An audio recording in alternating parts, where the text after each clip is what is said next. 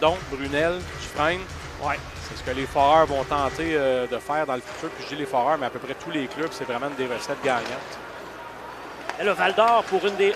Bon, attention, Vézina s'échappe. Vézina est seul, un tir bloqué par Beaunoyer. Et l'arrêt. Il le remet devant. C'est souvent de Xavier Daigle. Il a fait la période d'échauffement. Donc, c'est bon signe pour peut-être, là, quelque part, en première ronde. Attention, Pomainville s'échappe. Il est seul. C'est bloqué par Beaunoyer. Deuxième arrêt clé. Sur des 25 découlés. Est-ce qu'on sera tenté de changer peut-être les attaquants? Mais non, Brisson et Durocher demeurent sur la surface glacée. Donc, ça, le 2 oui. de Gauchi, François-Olivier, qu'on voit au tableau, qui est l'avantage numérique des Huskies, c'est le coup de genou. Et le but! Verdon! J'attendais voir s'il allait se rendre parce que la passe était au bout de palette.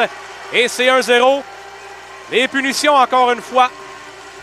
Réussite en avantage numérique pour les Huskies, le 36e de la campagne du joueur en attaque, le leader cette année, Verdon, qui capitalise quand même très rapidement en complétant le travail de son coéquipier. Donc, ça s'est passé, là, la petite collision là, où deux joueurs des Foreurs ont été comme coincés à l'entrée du territoire et ça a perdu. Déjeunement. Gagné par Rouen. Ça va aller à Cardenbach. Il laisse à son partenaire de défense Lemay. Remise qui est un peu longue. Ça forcera Beaunoyer à sortir. Il envoie le long de la rampe. Il faudra faire vite pour Demers.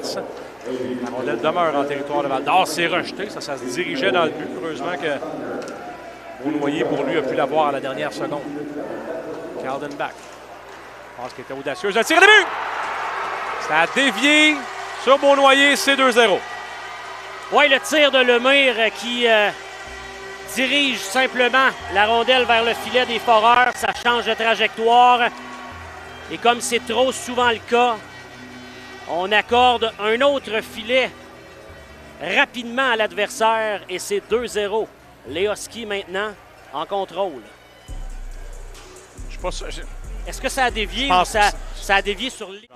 On va aller à Lemire, tricote derrière son but, va se servir de la rampe. Oh, belle remise pour Beauchemin. Lui, il l'avait vu ou pas, là, mais bon travail. Leroux va nuire à Verdon, mais va par la suite le laisser aller. Quel arrêt de Beaunoyer sur Beauchemin. Il vient de voler.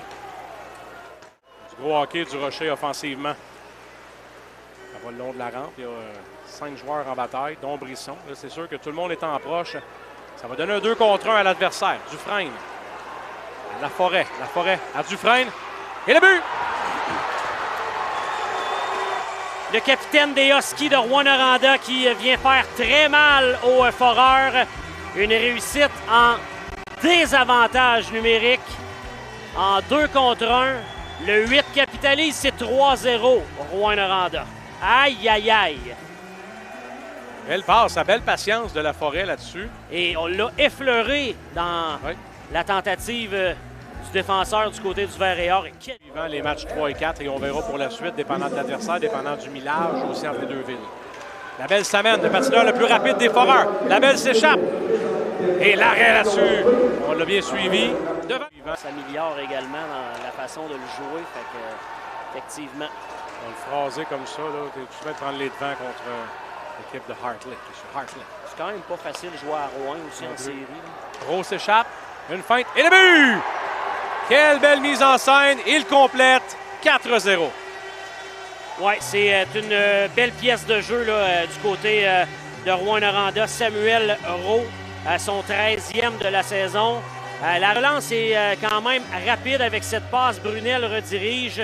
On y va du côté revers pour le 21 des Huskies. C'est 4-0 les visiteurs.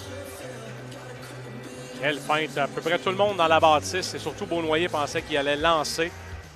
C'est vu le caoutchouc de même pour tout de suite. Le dégagement est accepté. Le pari devra être prudent parce que Steiner lui ravit le disque. À Vézina. Et c'est l'arrêt de Beaunoyer là-dessus. Est-ce que ça a été mollasson en territoire défensif?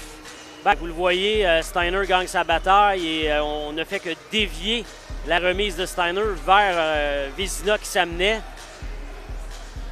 Il faut être un peu plus insistant le long des clôtures. Ça, c'est... Il voulait changer, mais se ravise. Prendre un tir qui est bloqué et Olivier est incapable de dégager à la première séquence. Van der Kay longe la bleue à Hamel. Un peu plus bas. Il n'y a pas un attaquant non plus qui a donné son bâton à Fortin, qui ne fait absolument rien faire. Tire à courte distance, c'est bloqué, retour. Van der Kay, je dirais point d'appui. Le but! C'est rendu assez bas, merci. Ça fait 5-0 au compteur. Ouais, avec 21 secondes à écouler à ce match, les Huskies de Rouyn-Noranda qui capitalisent sur l'avantage numérique pour un 5e filet. Et Hamel va le chasser du match. Probablement qu'il a exagéré dans sa célébration. Tu sais qu'il a dévié, je pense, sur Benjamin Olivier avant de passer entre